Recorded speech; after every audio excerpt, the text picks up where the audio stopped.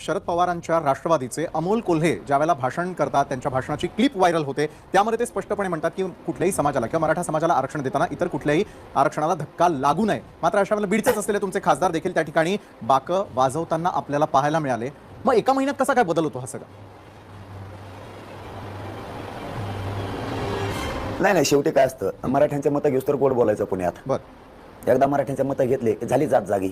शेवटी जात महत्वाची आहे ना. त्यांना आमच्या मराठ्यांना तर हे कळालं नाही ना कधी. जातीचेच लोक मोठे करा, गोरगरीब मोठे करा, हे मराठ्यांनी जाणून घेतलं नाही. आता मराठ्यांचे डोळे उघडले, ठीक आहे 5 वर्ष जातील म्हणा निघून, पुन्हा तुझ्या जीवाचे आमदार केलं उभा राहणारच आहेत. ते पाडता येतील मराठी, ते पाडतील, काय हरकत नाही. एखाद्याला खासदार केलं मराठींनी, मग तो बदलला, त्याला वाटत असेल मी 5 वर्षासाठी आता मला टेन्शन नाही, पण त्याच्या जीवाचे कोणी ना कोणी आमदार केलं उभा करतील ना, मराठी ते पाडतील.